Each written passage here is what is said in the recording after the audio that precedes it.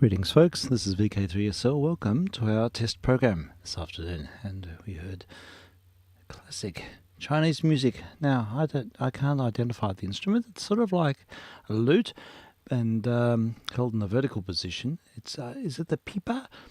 I think it might be, but yeah, I found that online, and we'll just make a give a nod to Chinese New Year. So yeah, thought I'd play that. So I think we have everything in order, sort of getting there, although I haven't found my 20s yet. I was looking for a particular record and I can't seem to find it. I was going through the pile here. A lot of these discs do not have labels. Never the mind. We'll persevere with this. We'll find something. We'll find a record to play. What have we got? Oh, Australian stuff. Harry Roy and his orchestra, Louisiana. This is a bit of fun. Harry Roy and his Cafe Anglais Orchestra. I was hoping to find something Chinese, but I don't think I've got a chance of finding what I need. Everything here is in a serendipitous array. So it's not designed to be found, it's designed to be discovered, rediscovered. Anyhow, we have Louisiana. It's a Leslie Saroni song, I think. Going back to 1930 mumble, early 30s, late 20s, thereabouts. Harry Roy and the Cafe Anglais Orchestra.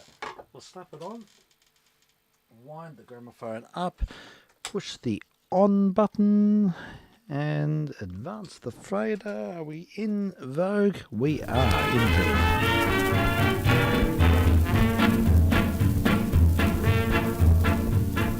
There's a girl, a great big girl, and all who've ever seen her, they know that every time she breathes, she's like a concertina. When she was young, she bought a small mouth organ for a tanner. She swallowed it, and ever since they've called her Louisiana. Louisiana, Louisiana, down where the watermelons grow and how they wet your ears. Louisiana, Louisiana, she is the grandest girl I know.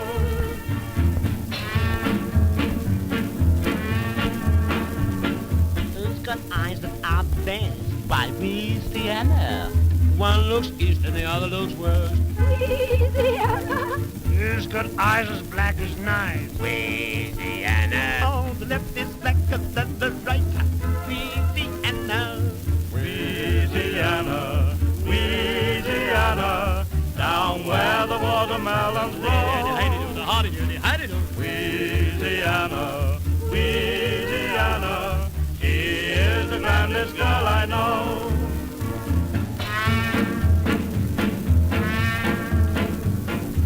Who's got teeth that are so bright? Louisiana, Like the stars come out at night. Louisiana. Who's conceited, boy, and how? Louisiana. When it thunders, take a bow. Louisiana, Louisiana, Louisiana, down where the watermelons The grow. great big green fruity one. Louisiana, Louisiana, she is the grandest girl I know.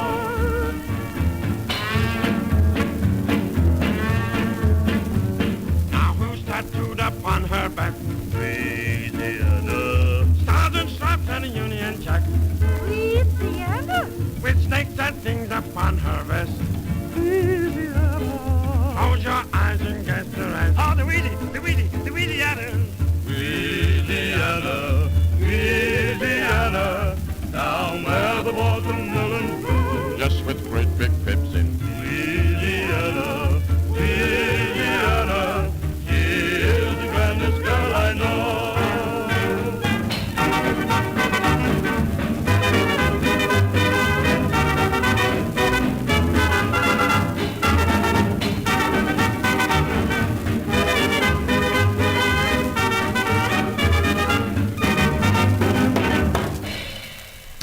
Harry Roy and the orchestra there on an old Parlophone 78.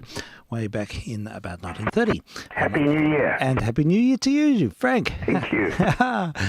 Next door neighbour having family gathering. It's nice. Oh, really? Oh, you might have some fireworks in your street. No, they don't do fireworks. Sure. But they have lovely food, and sometimes we get leftovers. Ah, fabulous. For a while, but that's Okay. used to happen. Yeah, fair enough. Oh, wow, that's good.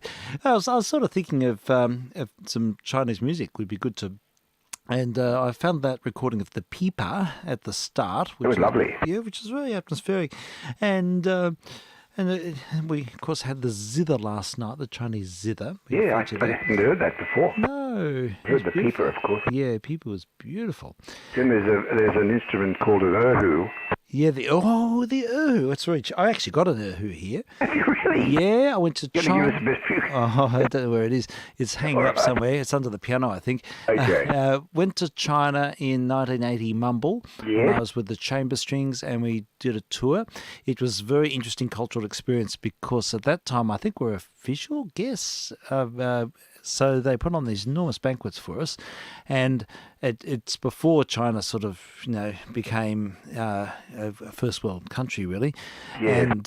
And in the streets, they still had, all the cars had square bonnets, vintage cars sort of, and very few skyscrapers in Beijing, I remember, and steam trains everywhere. Oh, boy. In the 1980s still. It's just amazing. I remember sitting at one station, it was in Nanjing, and we were sitting at the station platform and 4 enormous steam trains came in.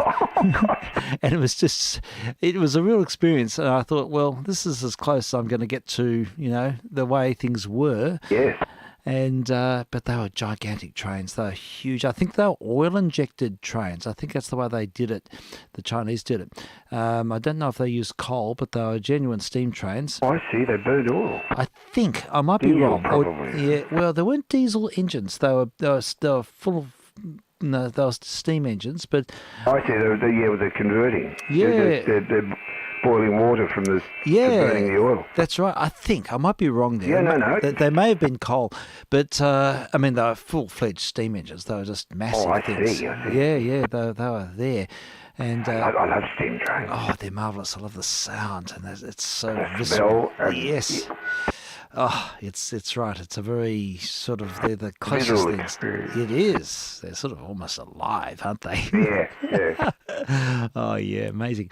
So, yes, that's what I remember about China. And I remember we're only allowed to go to certain places and we're chaperoned everywhere. Yeah. Yeah, it was very, very closely controlled. And I remember escaping a couple of times and seeing some real China, and that was really interesting. And they had on the street, they were cutting up meat on the street. They sort of had butchers on the street. I remember that. And lots of little tables with men playing cards, elderly men playing cards in their mouse suits.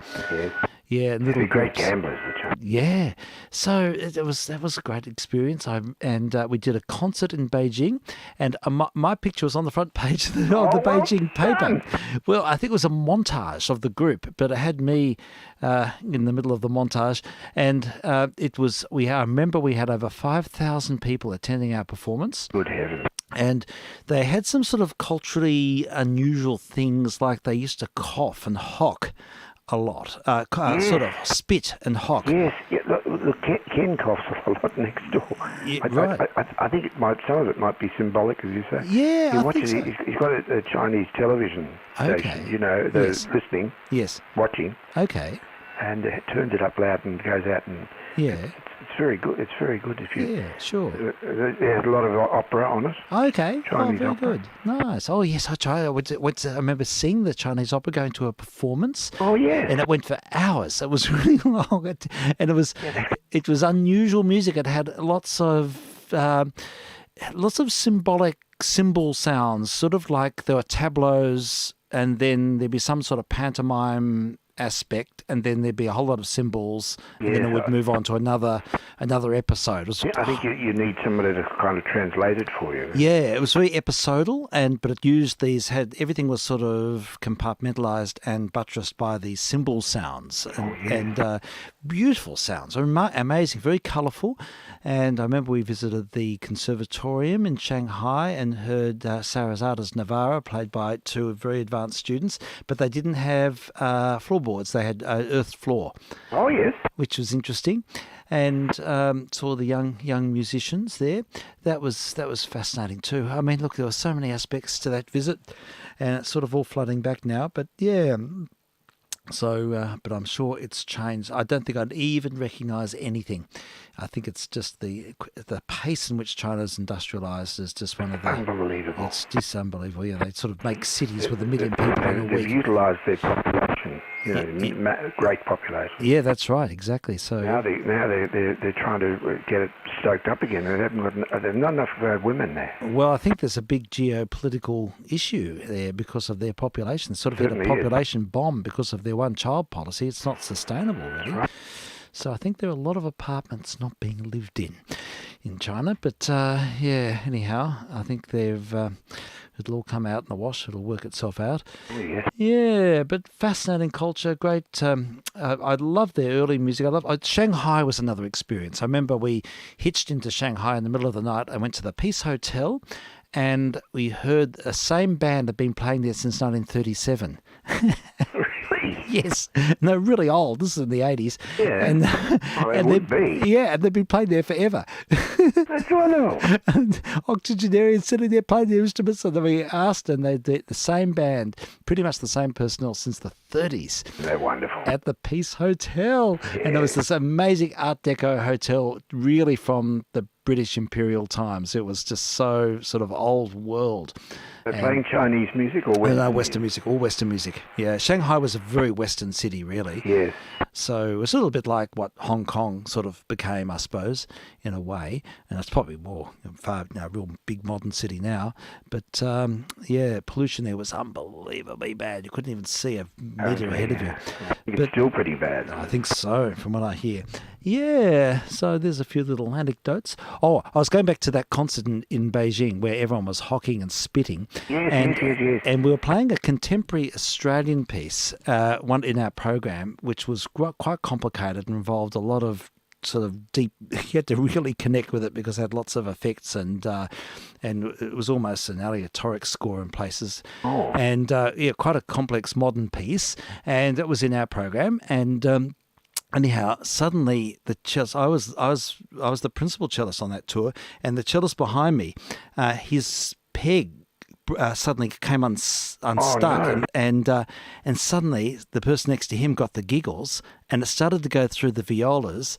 And then we're playing this contemporary Australian piece, trying to concentrate. We had nearly 5,000 people in front of us, and we started to break up on stage. It was terrible. My God. And we all had these wry smiles, and we pulled it to the conductor. You could see him sweating away, and it all sort of came together in the end. But it was that moment where everything almost fell apart. Yeah, but, I mean, you were a hair's breadth away from chaos. We were, but it was okay, and they wouldn't have known anyhow. But I think the other thing that sort of tipped us over the edge, the cellist peg went funny, and then we heard people hocking really loudly during the performance, and it really put us off our guard hearing the hock. It would, it most certainly and would. spitting, and enormous audience. We freaked out. We walked onto the stage, and it was just an ocean of people. It was just huge, crazy audience, an enormous theatre. This great big sort of communist era theatre which just holds just multitudes of people all packed in to hear us.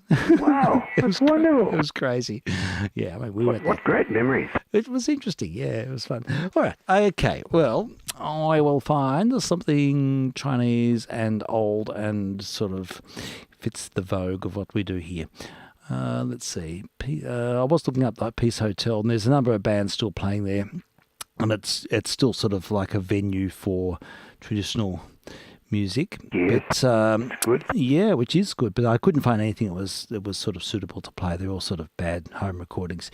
but I'll see what we've got here. Now, there's They certainly do a lot of cultural stuff on Radio Beijing.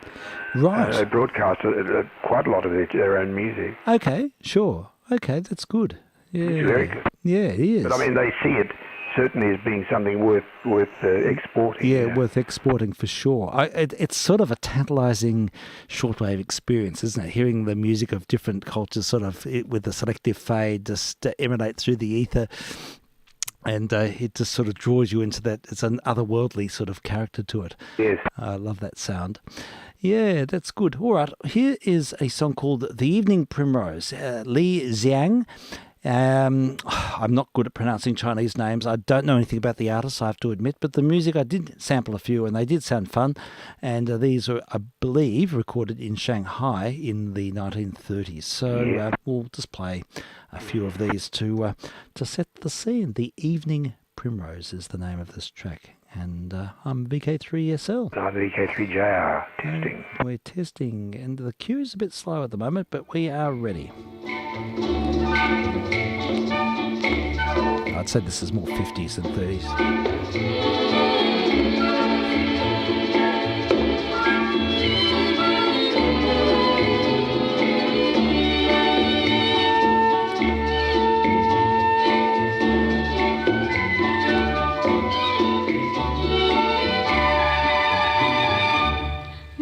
风吹来清凉，那夜莺啼声细唱，月下的花儿都入梦，只有那夜来香，吐露着芬芳。我爱这夜色茫茫，也爱这夜莺歌唱。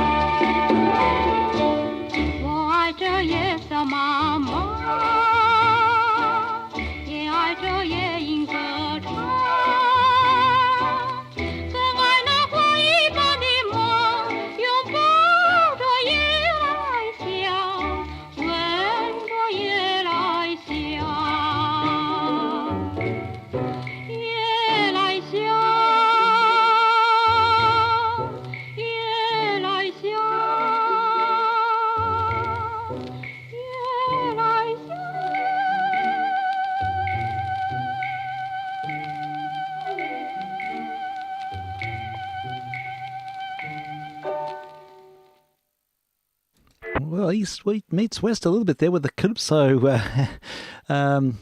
aspect to it there, the castanets. But that's true. Yes, well, we heard a track called The Evening Primrose, and that was Yi Lei Zhang, and I'd say it was more recorded after the war, it sounds like it. But yeah, quite beautiful. I love the nanny goat vibrato. It's beautiful. That's lovely, isn't it? Yeah, it is. It's so characterful. It just sort of, I could just imagine tuning across that on the shortwave network. Oh yes, well I used to do that. I was fascinated by music of other countries. Yeah, what a bit Still of, am, really. yeah, of course you are, Frank. You do. So are you. Yeah, we enjoy it. But but it is something so special, isn't it, about sort of just doing it that way and just having that wonderful, you hear it coming through the airways, coming from the country, it's there. It's to Brilliant, us. because you never really knew what you were going to get. Yeah, that's it. I love it. The serendipitous side of things. Yeah, it's good. Well, there's more. There's all sorts of stuff here. All sorts of interesting things, but our queuing up is going to be slow. So That's all right. yeah, we can cope with that. Now, this one is Zhao Zhuang and Ruan Lingyu, and it's called The Nightlife in Shanghai is the translation. So, yeah, apparently this was a big hit in the 40s, according to the scriptures here. So we'll give it the initiation treatment, and hopefully we'll have something that gives us the right Shanghai vibe. It's still going here, but I think we're almost there. Nightlife in Shanghai.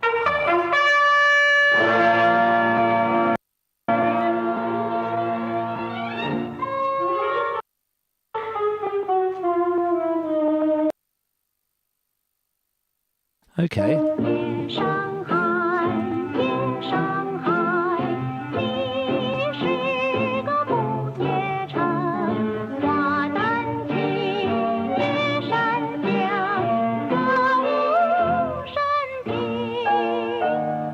只见他笑脸迎，谁知他内辛苦闷，夜生活都为了一生助兴。留不醉人人自醉，不天不地蹉跎了青春。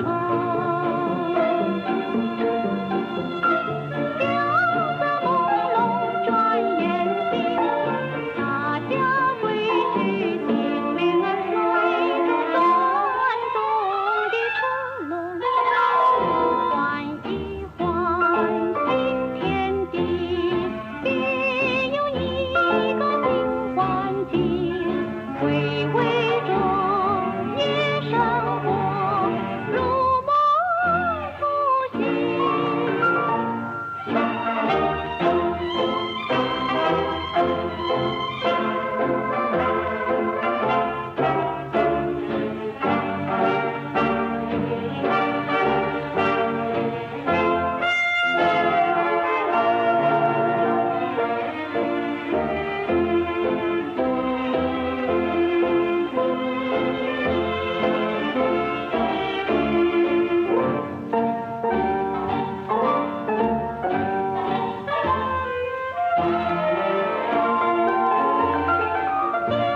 不醉人人自醉，不天不地蹉跎了青春。两色朦胧转眼间，大家归去，金莲儿随着转动的车轮，换一换新天地，别有一个新环境，回味着夜生活，如梦初醒。 Zhao Zhuang was the vocalist apparently on that. She was a bit of a movie star, according to the information here. Oh, okay. But I can't verify anymore, and it tells us here that she had a very tragic end. So I don't know. I'll have to look up, find out more about her another time. Yeah. But yeah, she sang beautifully there. Yeah, very foursquare. I like its sort of authoritative sort of vibe to it there. It Yeah, she's a sort of knew where it was going, didn't it? yeah, she certainly did. She sort of had a swagger to it, which I thought was good. Yeah. Yeah, there's one more. Let's play one more from the set. There's lots of material, I have to say. There's all sorts of things here, but I just don't know anything about any of it. It's probably better just to play as a continuum another time, just to let it flow without interruption. But I will play this one called Blooming Flowers, Full Moon. Zhao Jian again, and I just had a quick sample of this, and it sounded good. So I reckon we'll hear one more music from Shanghai in the probably 1940s, I'd say, listening to this. And I want to know why my queuing's so slow. Never mind, we're there, I think.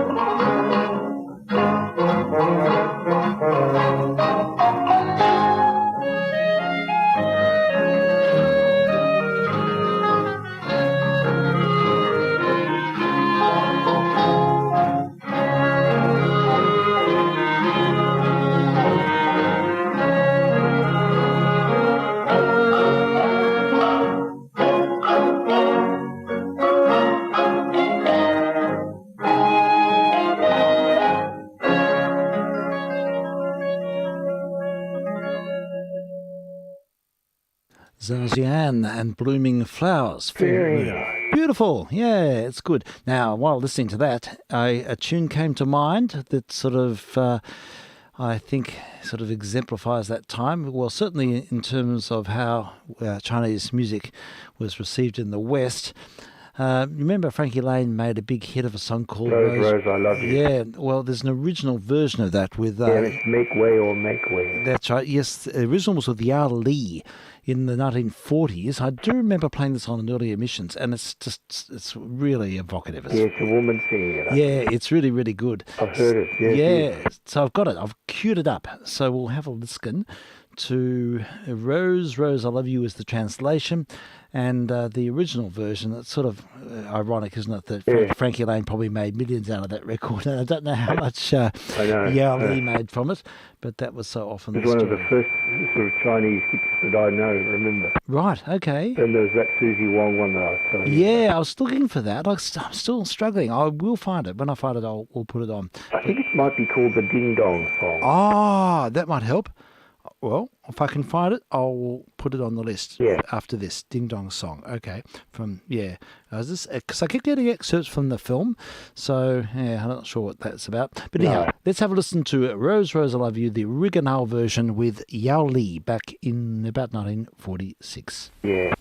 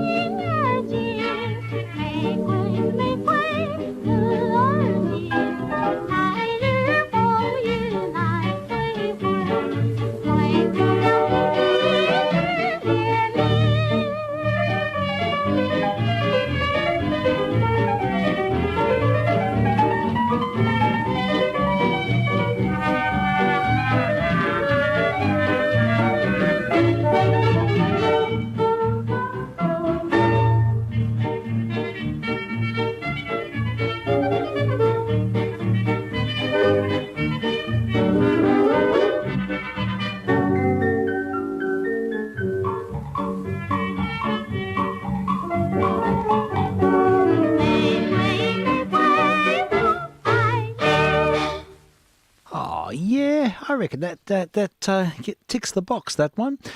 Yeah, and that's... Sure it does. Yeah, Yao Li singing... Big hit that sort of got a few people humming along in the 50s, especially when Frankie Lane made a big hit of it. Well, he did. I think when he did, that there was a woman singing it, like Chinese, and they played that occasionally. Oh, good. Okay. Oh, that's nice to I don't know know. whether that was that. I don't know whether it was. I think it was another version. Right. Another woman. Interesting. Yeah.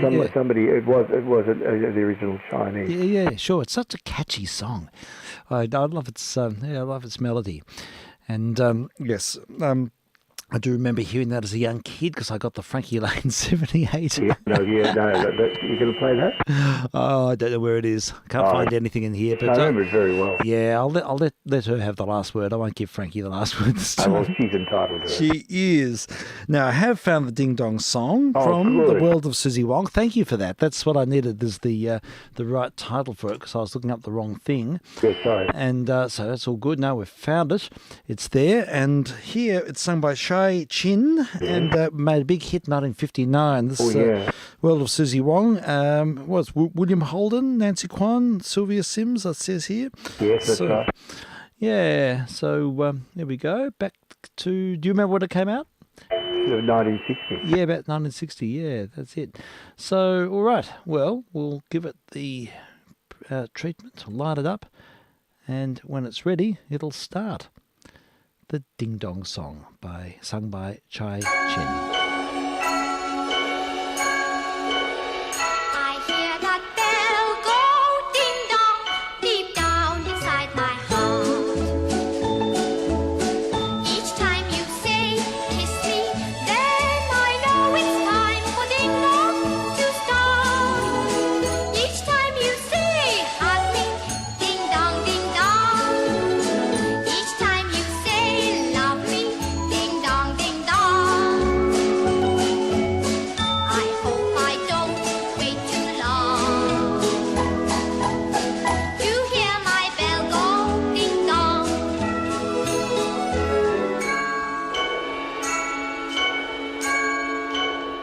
I hear that bell go ding dong deep down inside my heart. Each time you say kiss me, then I know it's time for ding dong to start. Each time you say hug me, ding dong ding dong. Each time you say love me, ding dong ding dong. I hope I don't wait too long to hear my bell go ding dong.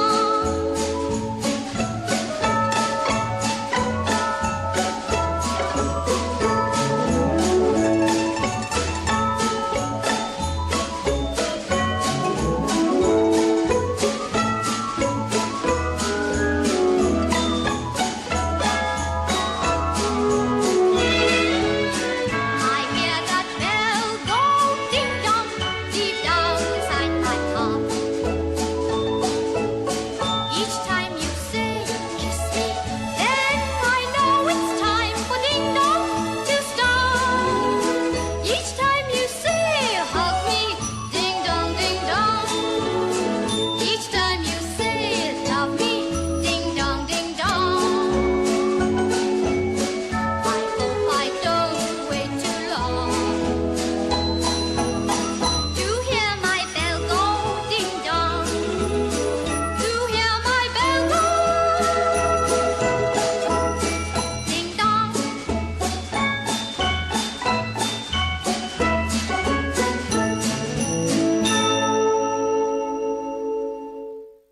Another catchy pseudo-Chinese tune.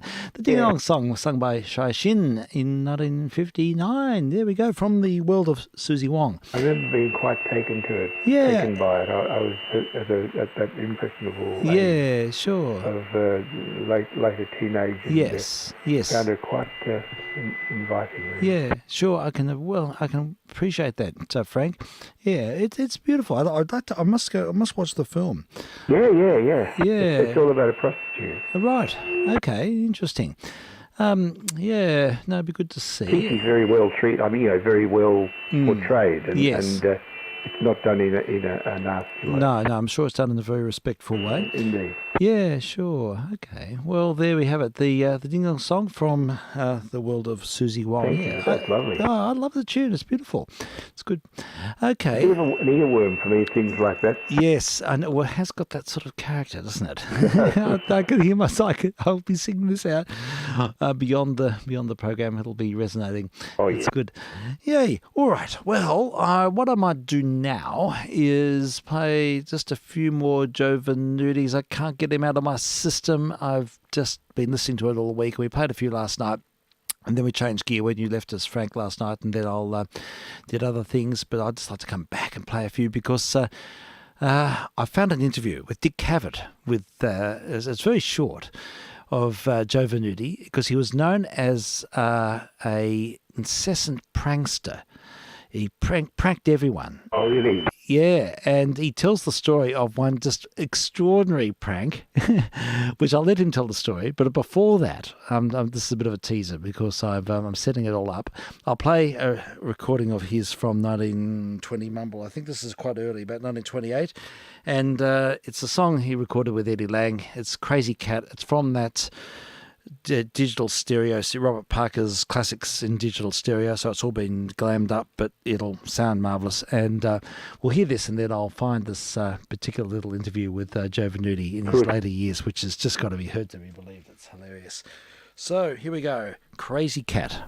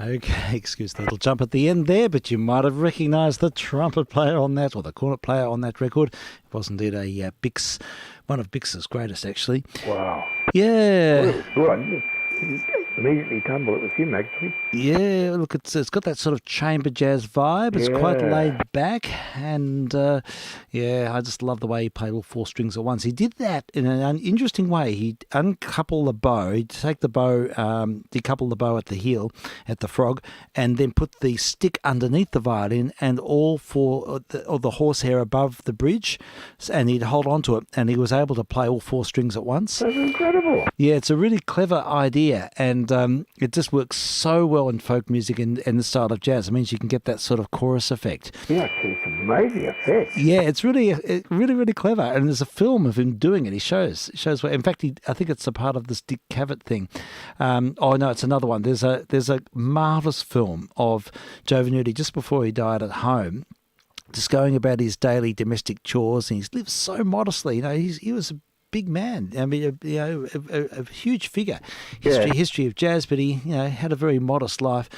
And he's got him in his kitchen and lighting countless cigarettes and just kicking back, doing various things. Yeah. And one of them, he just gets his fiddle out, does this with the bow I just mentioned, Yeah. and then just noodles away. And it is just one of these sublime, incidental, domestic sort of happenings. It's Boy. It's all in a cloud of smoke, and he's just doing it as if it's just some sort of the thing you do, It's like playing a game of cards or switching on the telly or whatever, It's just incidental. It's marvellous. Great stuff. Yeah, it is. Anyhow, he did appear on the Dick Cavett show not long before he died, and I should just preempt this because he talks quite a bit about Paul Whiteman. He was, as evidenced by the last recording we just played, he was in the Whiteman band right through, and from the very early days, from the Rhapsody in Blue days, which he talks about, right through for about 10 years or so, I think.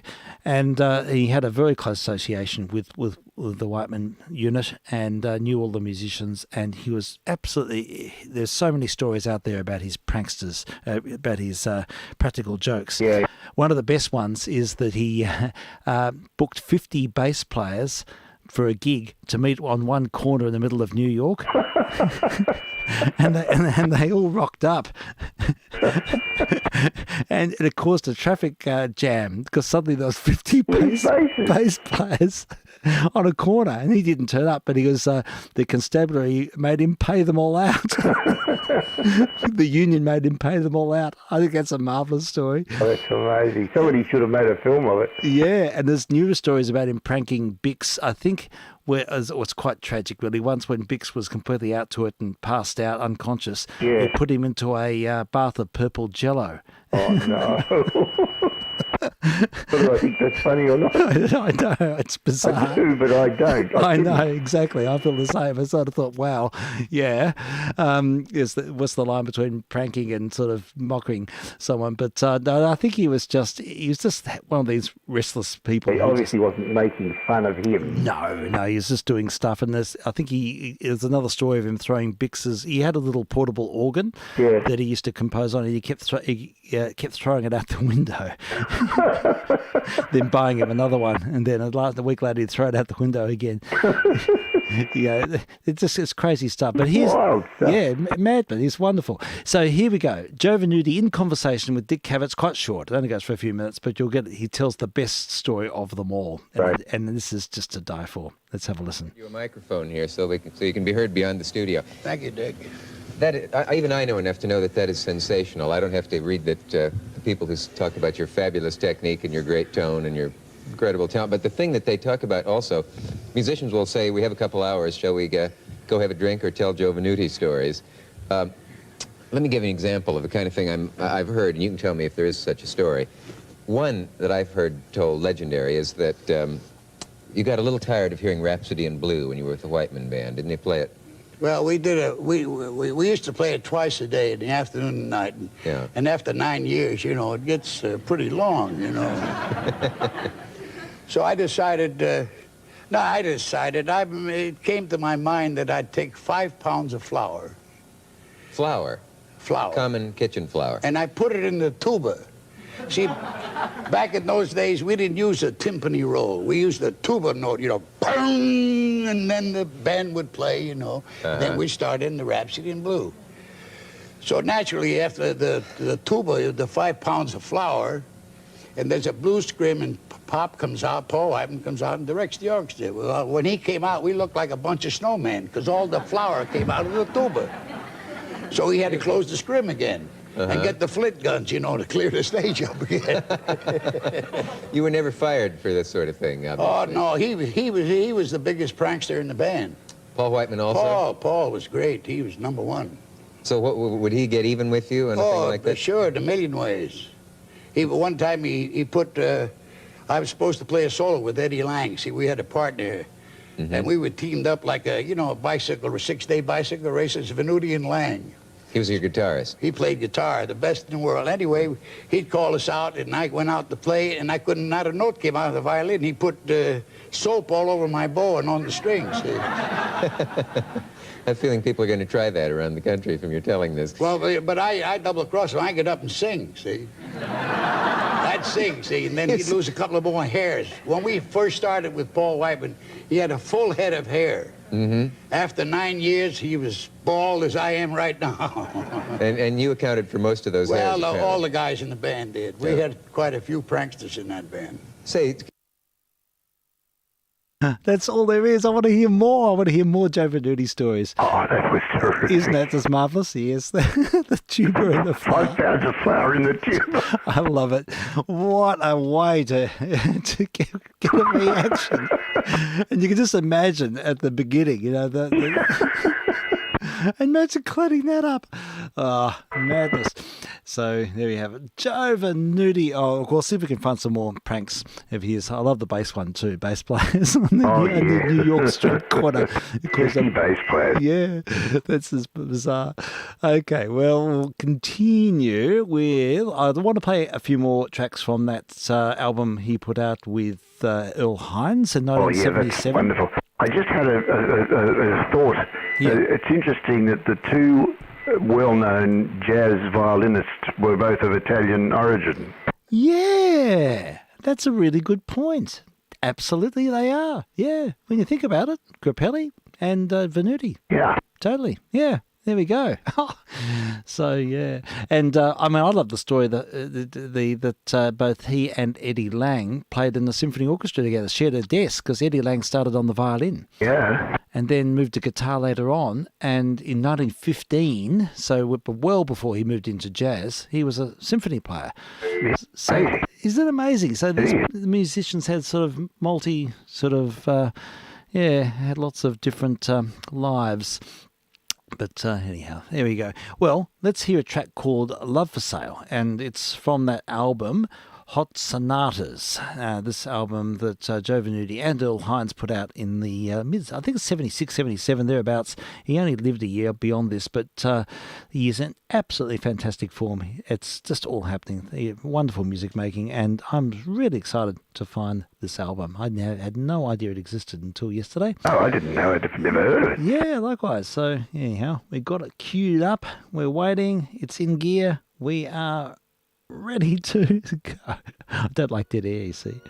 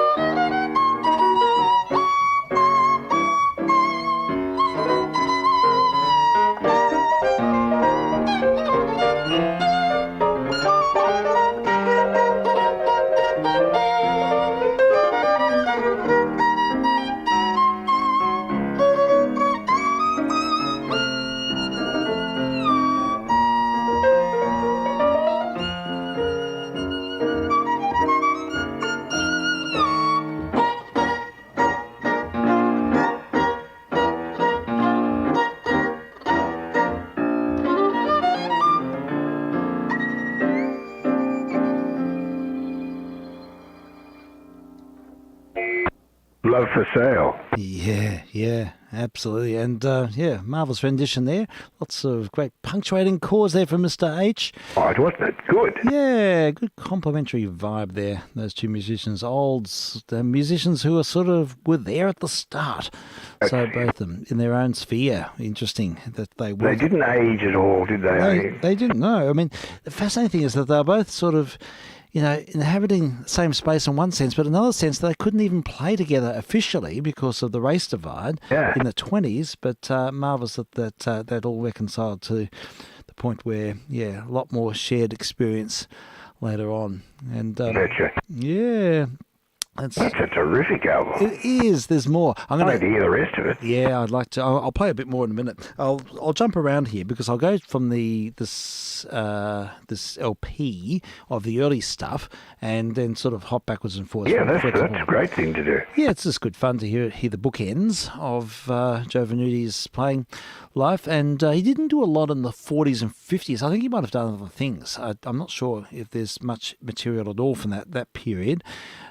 But anyhow, back to the 20s. This is a recording with Joe Venuti's Blue 4. So it features Venuti and Lang, violin and guitar, but also Jimmy Dorsey and Rube Bloom on the piano and vocal, and Paul Grasselli on the drums. So just a small ensemble, but this has got a great vibe to it and lots of energy. So a recording made in September 1928.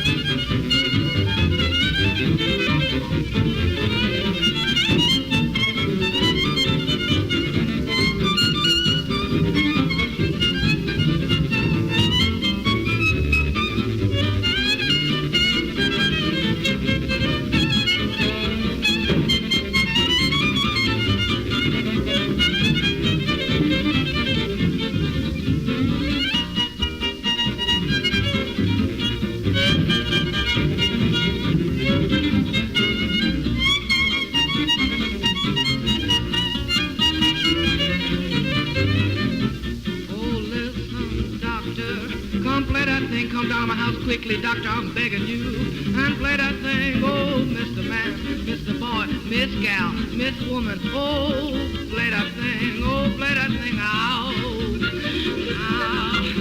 Dee da da da. Oh, play that thing. I'm feeling that.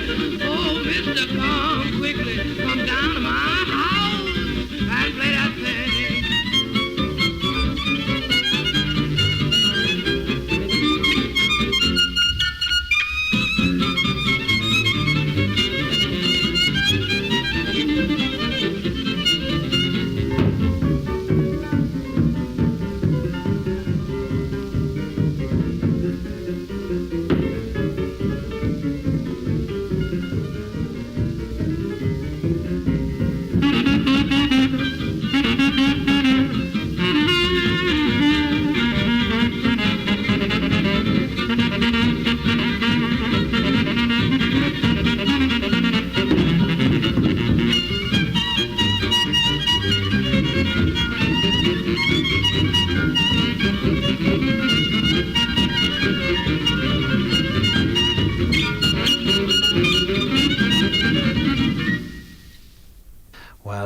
There we have it. That was Sensation. Sensational Sensation. Joe Venuti's Blue 4. Who was singing? That was Paul Grasselli. No, it wasn't. It was Rube Bloom. Okay. But he sort of got it right, didn't he? He sure did. He was just exactly placed correctly. Yeah, I'm going to just let this morph into the next track because I want to hear it. It's Red McKenzie and his Music Box Orchestra. Wow. With Joe Venuti, Eddie Lang, and Red McKenzie, but Mr. McKenzie is playing comb and vocal with Eddie Condon on the banjo. Back to 1920 Mumble. If you had this to say, if the birdies sing like everything in the morning, they'll give you the warning, my baby come home. If the rooster crows at bull rodeos every morning, he'll give you the warning, my baby come home. Feeling like a 2-year-old, cause she told me today, hop into the jewelry store, rings galore, you got 10 years to pay. If my lungs hold out, I'm gonna shout every morning to give you the warning that my baby come home.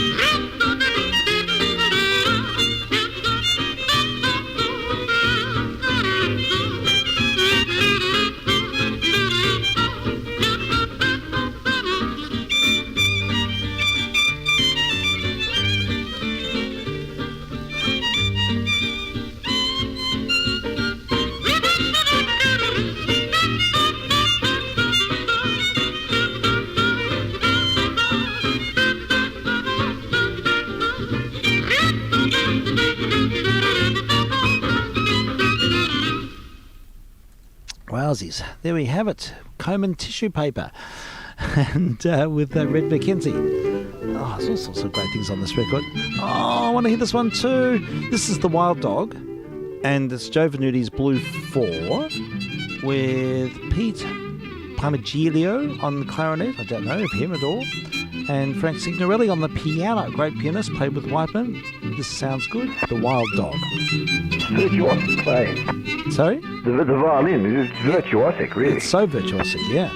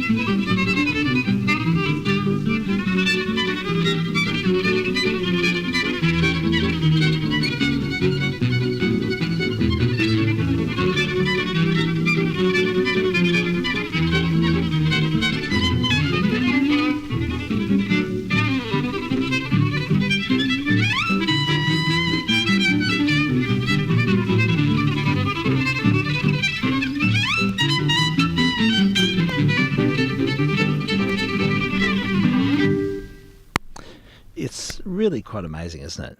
What we're hearing here. Sorry, I had you off. Absolutely. It's incredible virtuosity. He's just all over the instrument and just flights of imagination and just whimsical and involved and journey taking, all those things. It's all there. The Wild Dog. That was recorded 94 years ago. Incredible. Like the jazz violin never sounded better than that. I don't think it did. I just think he is the trailblazer because Grappelli's wonderful too, but he came along later. He mirrored himself on what Joe was doing, Sure. and the Hot Club of France sort of kicked off in the mid-30s, really. Yeah. Yeah, so it's sort of a different era, but It was fine. yeah, which is fine. But it is interesting to look at how these artists sort of inspired each other. But I love that. I just could listen to these recordings all day. I love the jazz fiddle. It's so compelling. Well, we'll jump ahead, shall we, Frank, to another selection from the album Hot Sonatas. Oh, yeah. Yay. Well, can you have a listen to one called She's Funny That Way? Oh, I know the song. You know the song? Yeah. Yay. She's funny that way. Okay. All right. Well, here, Joe and It's Earl. a nice lyric, too. Great. All right. I don't think anyone's going to sing it. He might scare us all away by singing himself. But we'll hear what they do with it. I'm sure it'll be something very creative. Joe and Earl.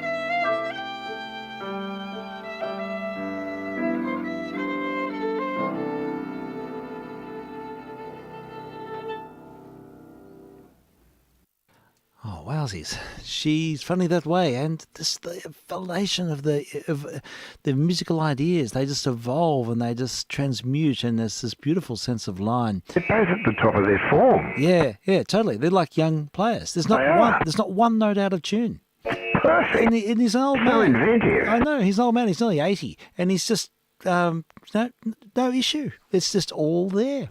Everything he's thinking, he's able to play. He's able to put into practice. Yeah.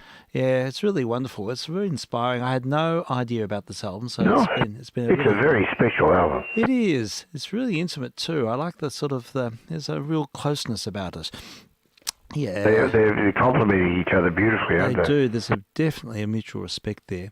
Yeah, but I do like the way they phrase. I like big, overarching phrases in this music, and it just so often you hear jazz violinists who just break things up and play in a very cellular sort of way. Heavy sort of way. Yeah, and this has just got lovely sweeping ideas that just sort of, with lots of whimsy, and it just transmutes and goes on a little meandering journey. I know.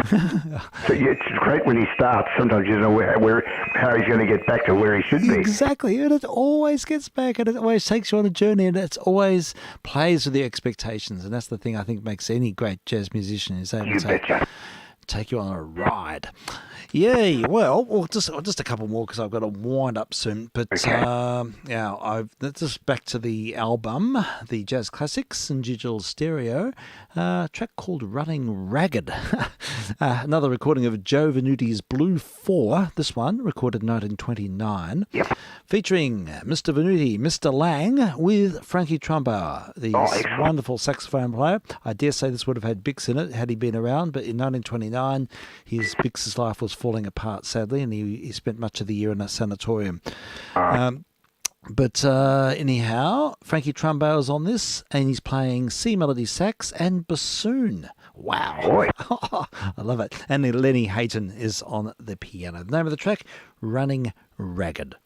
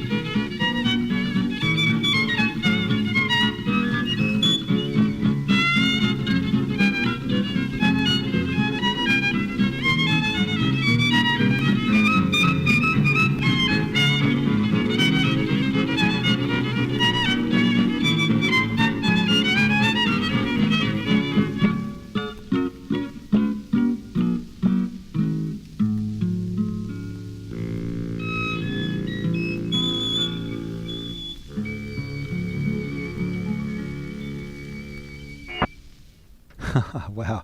The bassoon's really effective, isn't it? Oh, it's terrific. It just sounds great. I just love the chamber vibe. And I have to say, Frankie Trombar, really, you can just tell he is anticipating the era, Lester Young. Things to come, yeah. I mean, that sort of spatial sax playing was a completely new thing at that time. Yeah, so quite significant. And but I just really, I thought it captured real. I mean, I know this is a revamped recording, but there's a lot of body in the guitar sound. So they must have been able to mic the guitar really effectively there. Yeah, the post-making, I suppose. Yeah, I expect so. He would have been. He would probably walked right up to it. And, but it does sound effective. Yeah, there's one more. I mean, there's so much on this album. A lot of bigger ensemble stuff. Lots of work with Red Nichols and Five Pennies and other groups. Right. But there's one towards the end, track 7 on this side. I really want to hear it. Can't recall hearing this. It's Joe Venuti, violin and bass. I want to hear him play the bass. With Jimmy Dorsey, trumpet and clarinet. Jimmy Dorsey, don't usually hear him play the trumpet. No, you do not. No. So Jimmy Dorsey's playing trumpet and clarinet and alto sax. Adrian Rollini's playing vibes, which you don't usually hear him play, and sound effects. Usually Adrian's the bass sax man, but and Phil Ward's the piano and Dick McDonough is the guitar and Unknown on the kazoo. So Joe Venuti and his Blue Five, but everyone's doing sort of multi-instrumental things on this record, and quite interested to hear the vibes with Adrian. So yeah. I've just read, I should mention that I've just read the biography of Adrian Rollini's brother, Art Rollini, and over the holidays, and it's a really good read. I might sort of read some excerpts and on the program, because it's just casts a fascinating light on the, particularly the scene in the 30s and the swing era. And he speaks quite respectively, but also quite severely about some of his, some of the treatment he saw. But yeah, it's a very interesting read. Yay, so we'll cut to this one now. This was made in 1933, so it's sort of a bit later than the others. And the name of the track is Vibraphonia. So I've got to find track 7. So it's 1, 2, 3, 4, 5, 6, second last track. Done a needle drop. Hopefully it's in the right place.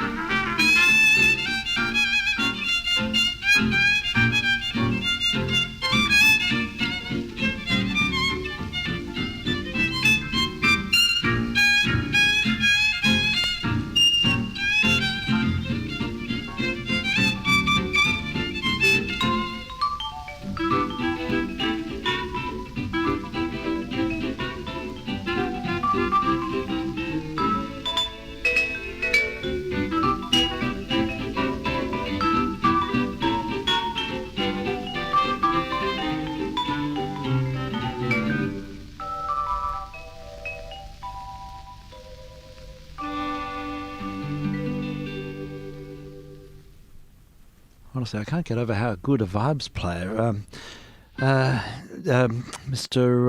Rollini is. Adrian Rollini, fabulous vibe playing on that record. Just magnificent. And all multi-instrumentalists. So we got to hear Joe on the violin and the bass. Some good bass playing there. Jimmy Dorsey, I've never heard him play the trumpet before, but there was a trumpet solo on that record, sort of mid-range. He knew his limitations, but he did a marvellous job of that. And we even had a kazoo solo by someone in the group, but really interesting record. Certainly great. Yeah.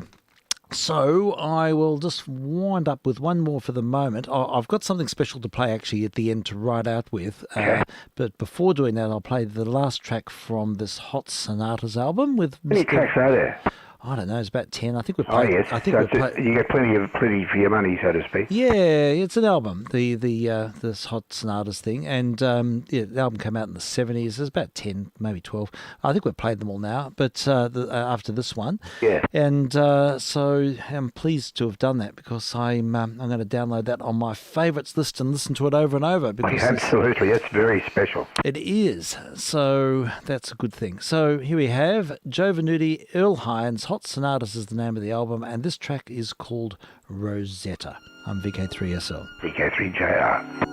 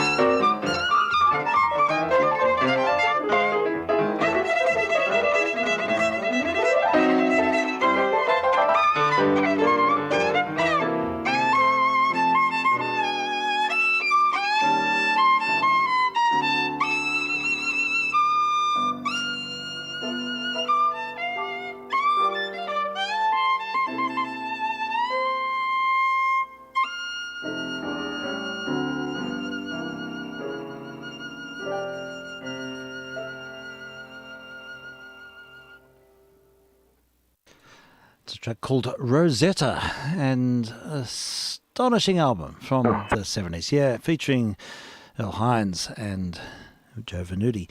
Yeah, love What's the that. album actually called? It's called Hot Sonatas. Hot Sonatas, sorry. Yeah, yes, and it yes, wasn't a of course. mainstream release. It was a sort of a small boutique label. It's not even sort of, it's on YouTube, of course, but on YouTube premium. Yeah. But It's a bit lucky to see the light of day in a way, wasn't well, it? in a way, it is. I don't think it was done with any of the big major labels at all. It seems to be an obscure jazz label. So it's just great that we have it. And I have to say, I was just completely spellbound by Mr. Hines' playing on that. I love his gear changes and his heel rollers. He's a real sort of rhythm man, isn't he? The way he sort of punctuates and just changes the offsets the pulse. He does wonderful stuff with rhythm, but also with harmonies. Yeah, I know. His harmonies are marvellous. Big chords. Yes, they are, and they punctuate and they just give great sort of rhythmic impetus, and then he can be flourishing as well. He's a multi, he can do it all, really. He can. He's got it all in his fingers. So yeah, Earl Hines, just amazing playing, all of it. It's good. Well, that was a bit of an immersion. Lots of Joe, lots of Earl. What a find. So sorry, listeners of violin and piano, not your thing. But still, Yeah, we've got it out of our system now. I promise I won't play any more of them tomorrow.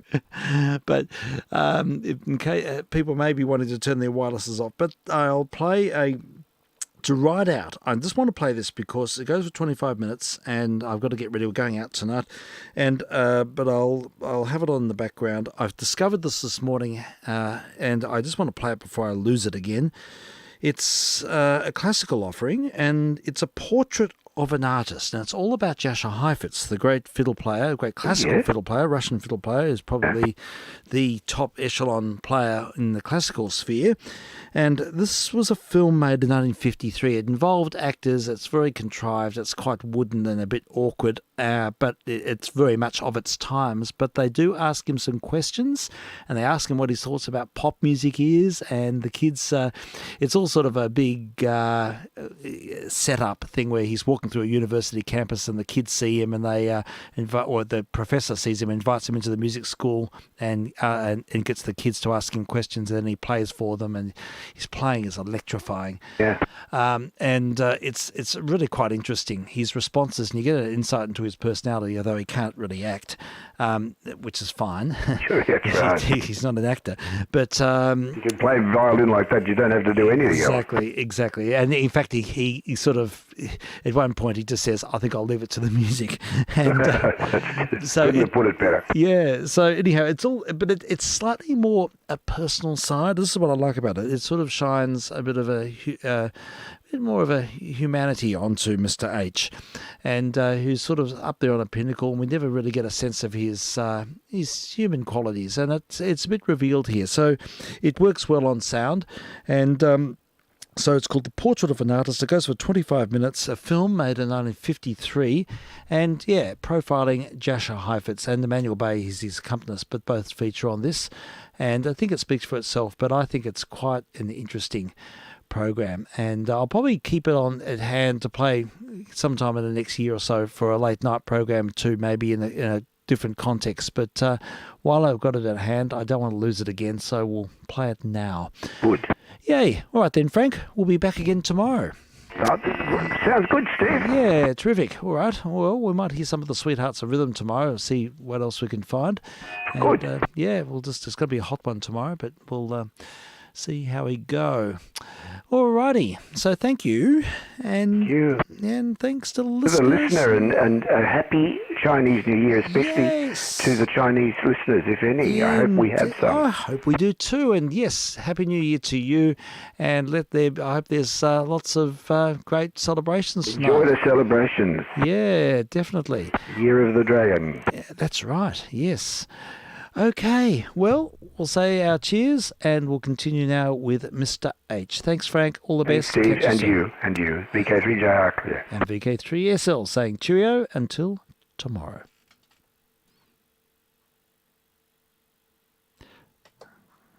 Bearing with me because it is slow to wind up, this gramophone, this YouTube gramophone. I'll just have to get it back to the starting position. And it will do what it needs to. Oh, come on. It keeps jumping back into the middle all the time. Why would it do that? Here we go. Take 3. Or something. And it's thinking. Sir, are you missing anything in your library? Oh, no, of course not. I just wanted to know if you found what you were after there. Yes, we did. Thank you very much. And you have a lovely collection there. Fine. Well, we're rather proud of it. Well, thanks again. As a matter of fact, I dashed after you in the hopes that you might like to meet a few of my students. I should love to, but perhaps another time. I'm sort of on the spot. I promised I'd bring you back to them. I really would like to so much, but Couldn't you come for just a minute and say a few words? I'm very poor at words. Don't disillusion them. I'm sure you wouldn't disillusion them. Well, remember I warned you. I succeeded. It wasn't easy, but I succeeded. Mr. Heifetz and Mr. Bye.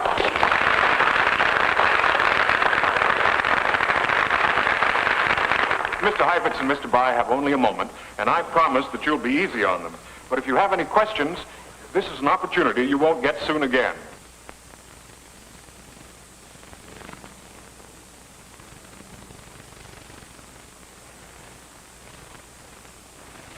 Well, if there are no further questions. All right, Miss Eldridge. Seriously, Mr. Heifetz, what would you consider the most important attributes for an artist? I should say self-respect, musically speaking, integrity, and enthusiasm. Mr. Heifetz, what do you think about popular music? Swing, boogie-woogie, or I can hardly pronounce it, boop-up or something like that. Well, confidentially, I like some of it very much. Mr. Heifetz? Yes? I'm in the violin class, and I'd like to know how long you think it would take for a person like myself to learn to play like you.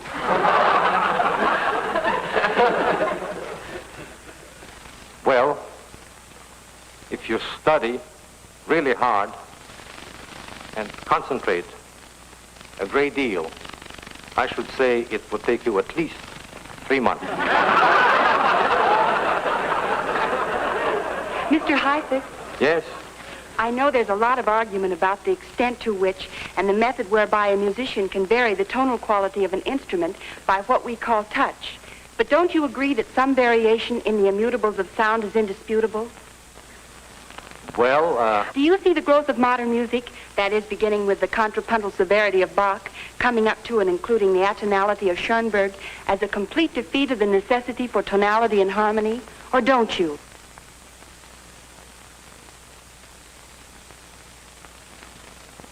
would you like to have us play something for you?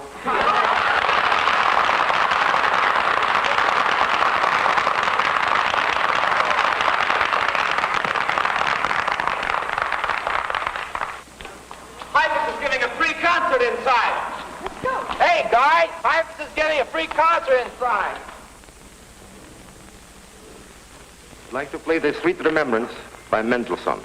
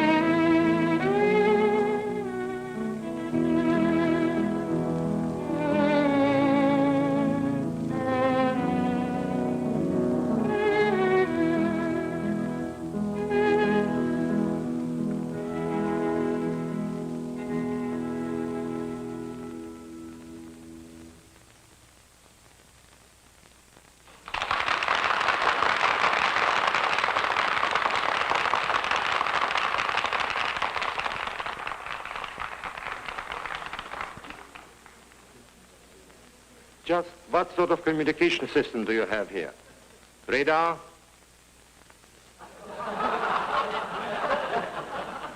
By the way, any other questions? Mr. Heifetz, Yes. I have a very important question. On behalf of the late arrivals, would you please play some more? Be very happy to.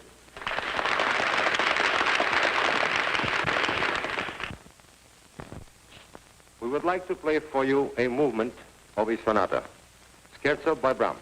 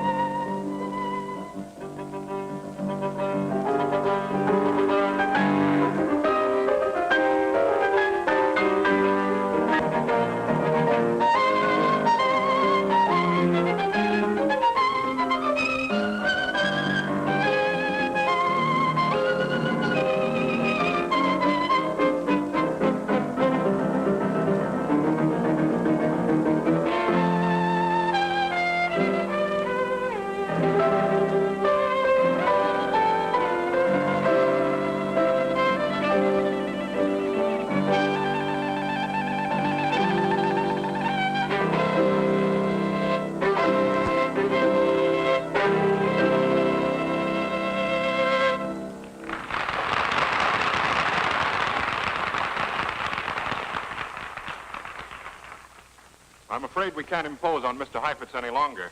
I promised we'd only keep him a few minutes.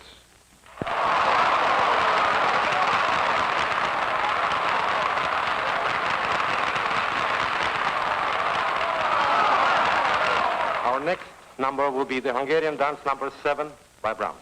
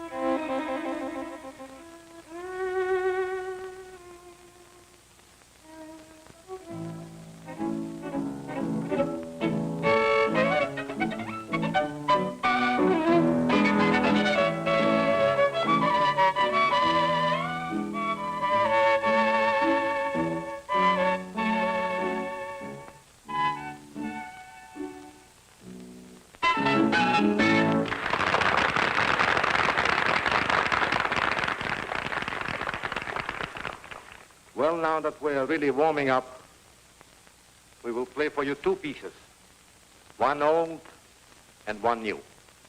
The first one, the melody of Gluck, and the second, the march from the opera Love of Three Oranges by Prokofiev.